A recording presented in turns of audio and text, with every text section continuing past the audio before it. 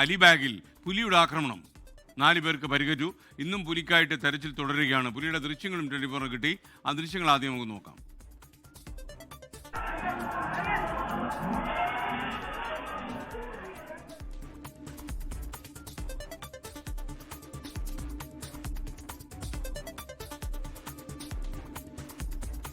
മുംബൈയിൽ നിന്ന് ശ്രീനാഥ് ചന്ദ്രൻ ചേരുന്നു. ആളുകളൊക്കെ താമസിക്കുന്ന വീടിന് ഇടയിലാണല്ലോ ഈ പുലിയുടെ ആക്രമണം വന്നത്.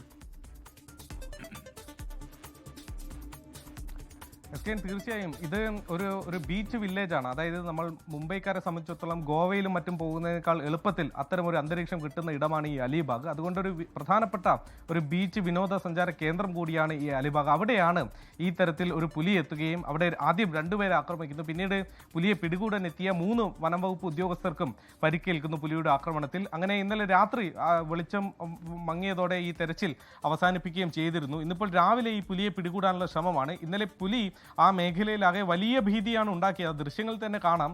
ഈ റിസോർട്ടുകളും മറ്റുമൊക്കെ ഉള്ള ഇടങ്ങളാണ്. ചെറിയ ഹോം സ്റ്റേകളും മറ്റുമൊക്കെ ഉണ്ട്. അവിടെ വിനോദസഞ്ചാരികൾ എത്താറുമുണ്ട്. അവിടെയാണ് ഈ തരത്തിലൊരു പുലി സ്വൈര്യവിഹാരം നടത്തുകയും അവിടെയുള്ള ആളുകളെ നേരിട്ട് പുലി ആക്രമിക്കുകയും ചെയ്തത്. അതുകൊണ്ട് അപകടകാരിയാണ്. ഈ പുലിയെ പിടികൂടാനുള്ള ശ്രമം ഇപ്പോഴും അവിടെ പുരോഗമിക്കുന്നു. മാത്രമല്ല SKN ഇതേ സമയം തന്നെ നാഗ്പൂരിൽ പർദി എന്ന പ്രദേശത്ത് ഒരു പുലിയെ മയക്കുവെടി വെച്ച് കഴിഞ്ഞു. അവിടെയും കഴിഞ്ഞ ദിവസം പുലി ഇറങ്ങുകയും ആളുകളെ ആക്രമിക്കുകയും ചെയ്തതാണ്. ഇന്നിപ്പോൾ രാവിലെ മുതൽ അവിടെ പുലിയെ പിടികൂടാനുള്ള ശ്രമം നടക്കുകയായിരുന്നു. പുലിയെ മയക്കുവെടി വെച്ചിട്ടുണ്ട്. പുലി മയങ്ങി തുടങ്ങുന്ന ദൃശ്യങ്ങളും ഇപ്പോൾ ഇവിടുത്തെ പ്രാദേശിക മാധ്യമങ്ങളിൽ കാണിക്കുന്നുമുണ്ട്. SKN ലോകത്തെവിടെയായാലും ഏത് സമയത്തും 24 വാർത്തകളും ഓഗ്മെന്റഡ് റിയാലിറ്റി പാക്കേജുകളും എക്സ്പ്ലെയിനറുകളും വിശദമായി കാണാൻ ഞങ്ങളുടെ YouTube ചാനൽ നിങ്ങൾക്ക് സബ്സ്ക്രൈബ് ചെയ്യാം.